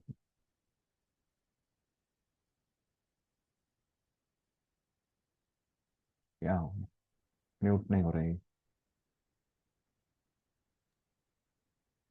ठीक है। हाँ, तो देखिए यहाँ पे अभी हम क्या बोल रहे थे। हाँ, तो जो वहां पे हमने देखा यथारूप में भक्ति बोला है, लेकिन आचार्य, है ना, यहाँ पे प्रभुपाद ने फिर से यहाँ पे उनके सारांश रूप से लिख रहे तो ऐड किया है ना।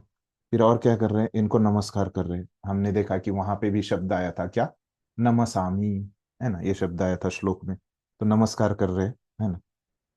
तो रूप गोस्वामी कर रहे हैं, लेकिन अभी प्रभुपाद भी मैं बोल रहे कि मैं कर रहा हूँ, है ना। प्रभुपाद भी कर रहे हैं, है ना।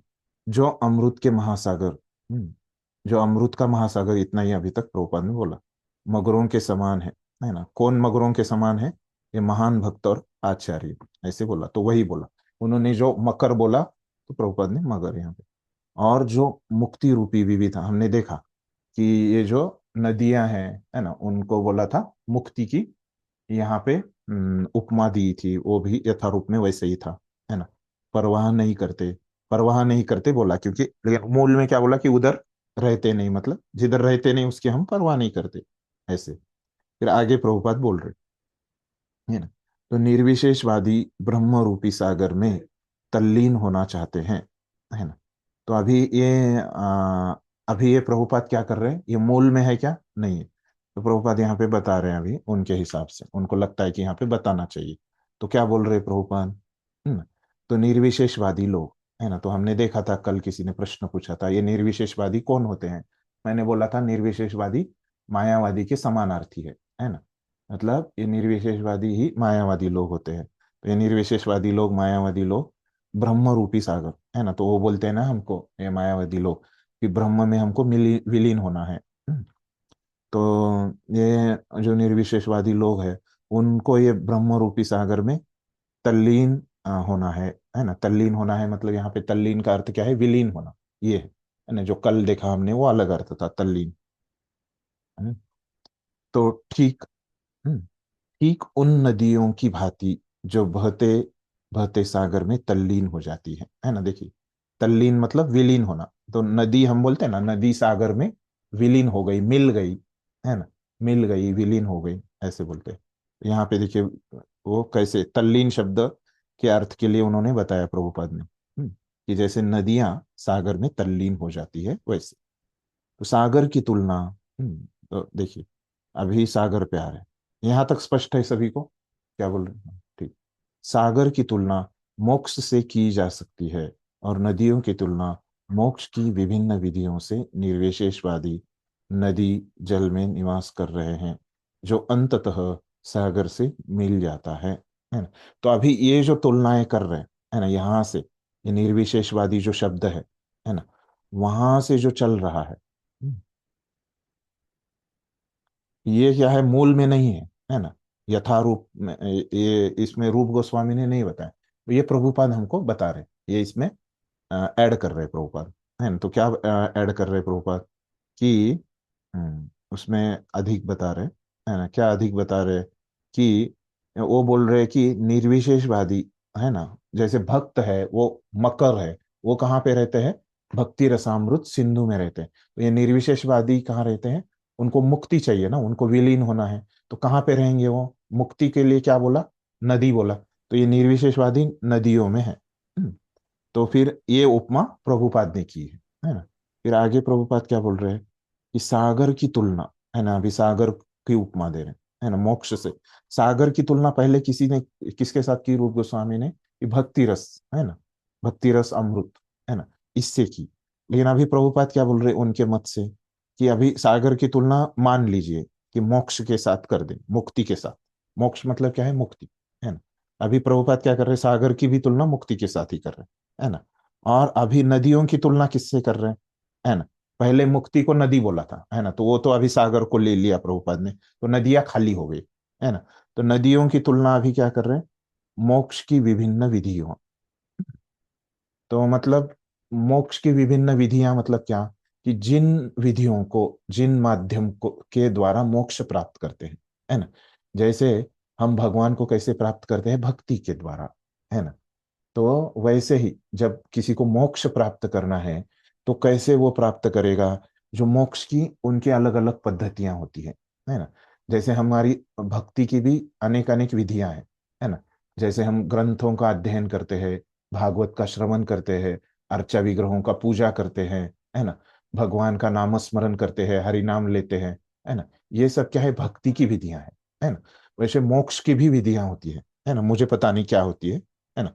वो मायावादी निर्विशेषवादी लोगों को पता होगी कि उनकी क्या क्या विभिन्न विधियां हैं, अलग अलग उनकी विधियां हैं, है ना। अभी उसकी तुलना किसके साथ की उन्होंने, प्रभुपाद ने नदी के साथ, ठीक है। फिर आगे क्या बोल रहे, निर्विशेषवादी नदी जल में निवास कर रहे हैं जो अंततः सागर में मिल जाता है ना। तो निर्विशेषवादी नदी में है ना। क्यों ऐसे प्रभुपाद बोल रहे हैं, वे नदी को मुक्ति की उपमा दी है ना? तो उनको मुक्ति चाहिए इसलिए वो वहां पे है, और वहां पे वो क्या कर रहे हैं, विधियों का पालन कर रहे हैं, और नदियां अंततः सागर में ही आ जाती है, तो अंततः ये विधियों का वो अभ्यास करेंगे तो सागर में आके मिल जाएंगे। फिर आगे क्या बोल रहे हैं, देखिए, उन्हें इसका पता नहीं कि सागर तथा नदी में समान रूप से असंख्य जलचर भी है ना। तो अभी ये निर्विशेषवादी कहाँ पे रह रहे हैं, नदी में रह रहे हैं, है ना। तो वहां पे ऐसे है क्या, नदी में वो अकेले है, नहीं, है ना, उनके साथ और भी वहां पे जलचर है, ठीक है। जो मगर सागर में रहते हैं भी उन नदियों की परवाह नहीं करते जो सागर में आकर रहती है ना। मतलब मगर अभी बोल रहे कि भक्तों को, है ना, भक्त तो वो नदियों की परवाह नहीं करते, है ना, वो उसमें आएंगे नहीं, वो इतने बड़े होते हैं, है ना। भक्तों को क्या बोला, मकर बोला, तो ये मकर इतना बड़ा होता है वो नदी में आता ही नहीं, इसलिए भक्त लोग ये नदी की परवाह नहीं करते। तो इसके पीछे सिद्धांत क्या है, भक्त जो रहते हैं वो क्या है, नदी की मतलब ये मुक्ति की, है ना, भक्त लोग जो रहते हैं, हाँ, हाँ, ये मुक्ति की,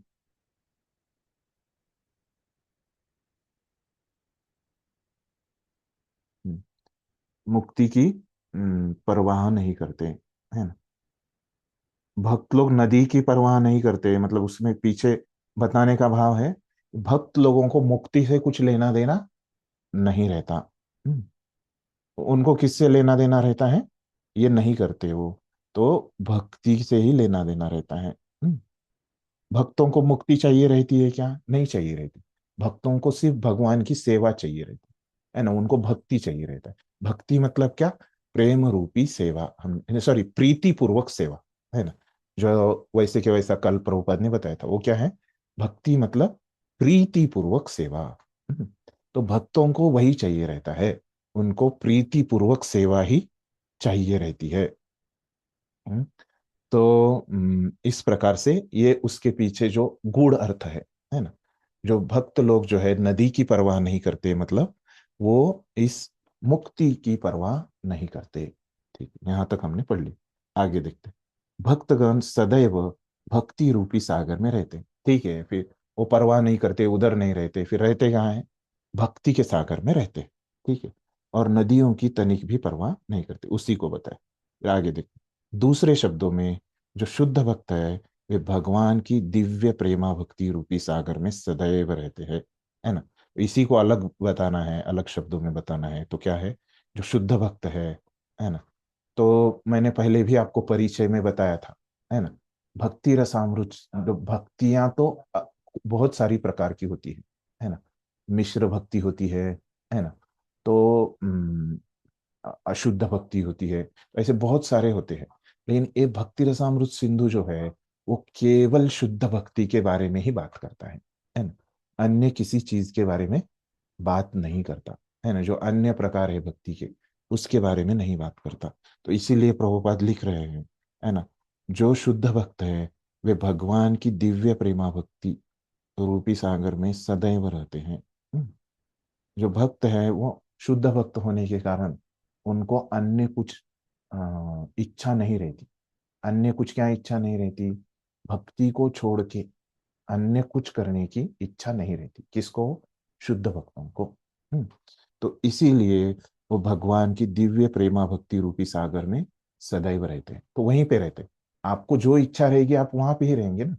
तो इसीलिए भक्तों को इच्छा ही नहीं रहती और कुछ करने की, तो वो हमेशा वो सागर में ही रहते हैं और उन अन्य विधियों की परवाह नहीं करते जो सागर में क्रमशः गिरने वाली नदियों की तुल्य है ना।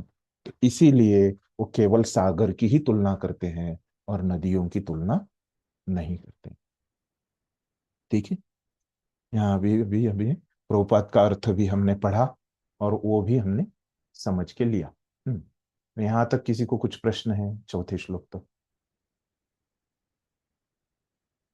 ठीक है, तो चौथा श्लोक हमारा पूरा होगा। अभी पांचवें श्लोक की तरफ पढ़ते, तो पढ़ लेते हैं। श्लोक दिख रहे सबको? ठीक है, तो अभी श्लोक पढ़ता हूं मैं। तो क्या बोल रहे हैं, मीमांसक वड़ सॉरी मीमांसक बड़वाग्ने कठिनाम अपि कुंठयन असौ स्फुरतु सनातन सुचिरम तव भक्ति रसामृताम बोधि ही। अभी इसका अर्थ देख लेते हैं। तो क्या बोल रहे इसका अर्थ, सनातन रसाम सनातन सुचिरम। तो अभी हमने देखा, अभी विषय क्या चल रहा है, मंगलाचरण। ये विषय चल रहा है। तो अभी तक उन्होंने क्या किया, पहले श्लोक में क्या किया, यहाँ पे दिखाता हूँ। तो पहले श्लोक में तो उन्होंने वस्तु निर्देश किया। दूसरे श्लोक में क्या किया, नमस्कार किया, किसको, चैतन्य महाप्रभु। फिर और क्या किया, तीसरे श्लोक में क्या किया उन्होंने, सनातन गोस्वामी आशीर्वाद मांगा। फिर अभी चौथे श्लोक में क्या किया उन्होंने, भक्तों को नमस्कार किया। पहले भगवान को नमस्कार किया, चौथे श्लोक को अभी उन्होंने किसको नमस्कार किया है, भक्तों को।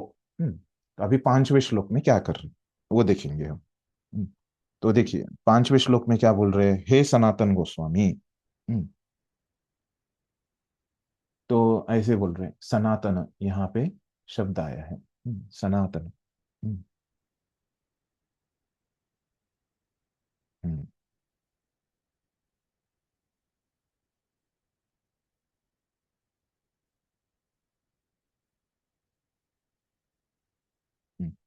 तो अभी ये सनातन मतलब कौन है, सनातन गोस्वामी।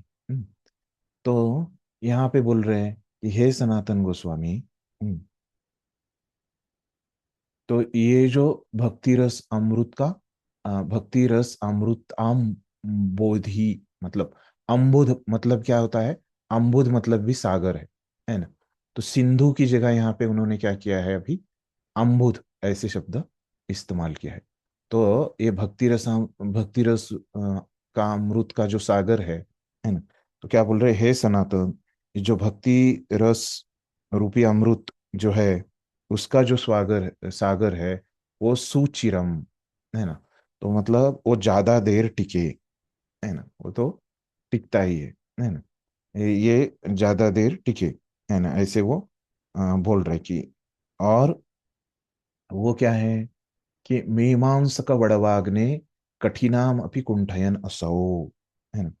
तो ये जो मीमांसक होते हैं, तो मीमांसक मतलब जो अलग उनका एक तत्व ज्ञान होता है, जो अम, उनका अलग ही भक्ति को छोड़ के जो अलग तत्व ज्ञान है ना, ऐसे समझ लीजिए। मीमांसक मतलब ऐसे लोग, है ना, जो भक्ति के तत्वज्ञान में भाग नहीं लेते। तो अ, तो भक्ति को छोड़ के अलग जिनका तत्वज्ञान है उनको मीमांसक बोलते हैं, है ना। तो ये जो मीमांसक है ना, तो इनको क्या बोला है अभी, बड़वाग्ने, है ना। तो ये बड़वाग्नि मतलब एक अग्नि, मतलब तो आपको पता है कि आग, है ना। तो एक आग होती है बड़वाग्नि, है ना। तो बड़बाग्नि, है ना, संस्कृत में शब्द है बड़बाग्नि। तो ये बड़बाग्नि का अर्थ क्या है कि जो जंगल में आग लगती है ना, वो मराठी में उसको वनवा बोलते हैं। देखिए, जो वन है ना, जंगल, है ना, तो वन में जो आग लगती है ना, इसीलिए उसको वनवा बोलते हैं, है ना। तो ये बड़बाग्नि को, है ना, तो आप हिंदी में इसका अर्थ आप समझ लीजिए कि जंगल की आग, है ना, ऐसे सामान्य भाषा में आप मतलब इसका अर्थ जंगल में जो आग हाँ। लगती है। तो दावाग्नि। हाँ दावाग्नि, हाँ हिंदी में उसको संसार दावानल, दावानल। हाँ हाँ, इस संस्कृत में भी है वो, संसार दावानल। तो ये जो जंगल में आग लगती है उसी का ये बड़वाग्नि है, दावानल को, है ना। ये समानार्थी है, दावानल वड़वाग्नि, है ना। तो ये अभी ये दावाग्नि को किसके साथ तुलना की, मीमांसकों के साथ, है ना। ये मीमांसक रूपी जो दावाग्नि है ना। तो ये मीमांसक क्या करते हैं, मैंने बताया कि इनका जो तत्वज्ञान है वो भक्ति के तत्वज्ञान के विरुद्ध रहता है ना। तो वैसे लेकिन ये विरुद्ध रहने पर भी क्या होता है, भक्त लोग उसको क्या करते हैं, कठिनाम अपि कुंठयन, उसको कुंठित कर देते हैं, है ना। तो उसको काट देते हैं। हम्म, तो ये जो इनका जो तत्वज्ञान है ना, जो भी मीमांसकों का, है ना, तो भक्त लोग उसको क्या करते हैं, परास्त कर देते हैं, कुंठित कर देते हैं, काट देते हैं उनके तत्वज्ञान को, जो काटना बहुत मुश्किल रहता है, कठिन रहता है, फिर भी उसको काट देते हैं।